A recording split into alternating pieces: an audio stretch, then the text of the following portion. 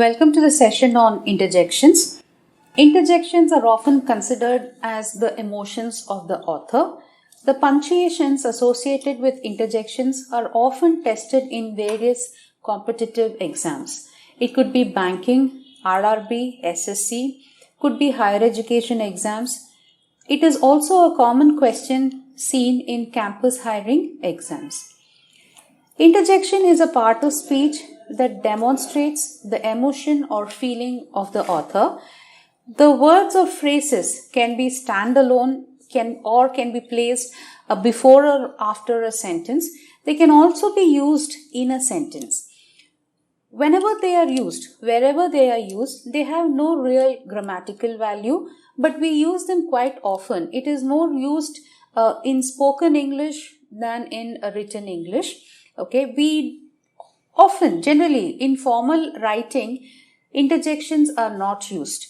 They are used in speech, could be in informal writing or fiction writing. They show emotions such as anger, surprise, interest, convey sometimes hesitations also. Interjection is followed by an exclamatory remark when written.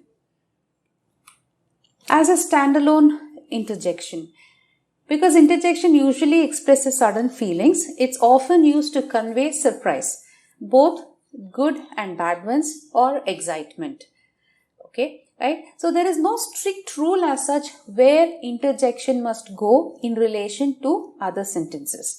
It can be placed at the beginning of the sentence, like in the first example, yikes, there's a rat in the garage. Okay, or it can also come after the sentence or the question that gets asked. Have you signed a new contract? Great. Interjections can be used before or after the sentence that explains what's going on. Right? So using an interjection without actually giving a reason or an explanation why it is used can be quite confusing to the reader or to the person you are communicating with. Okay. Now we often use exclamation points when we use interjections. However, they can also be used without exclamatory points. Okay. In the first sentence here, well, let's think about it. Lima is the capital of Peru. Now, when we talk about this now let's not confuse it with the fillers. They are all called fillers. We use fillers in our sentences when we are formulating responses or sentences in our mind. But here, is an exclamatory mark, right? Or an exclamation, a standalone interjection. Interjections in a sentence. It's possible to use an interjection within a sentence. However, you need to treat this interjection as a separate element from the rest of the sentence. You can put the interjection inside parentheses, right? Parentheses can be brackets, commas, colons, right? Or you can also set it off with a comma. I may not succeed, but hey, at least I tried. Okay, right? Hey is an interjection. I may not succeed is a part of the sentence. It is one of the clauses that we use in a sentence. Okay, that is combined with at least I tried using a conjunction in between but. Okay, hey in that sentence is an interjection.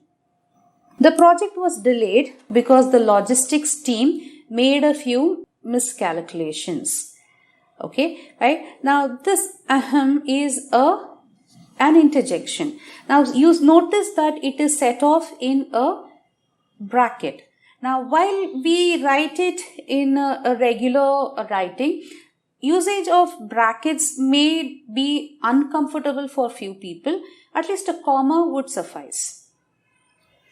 The last sentence here, it will take only 30 minutes. Wow, to reach the city on the new train.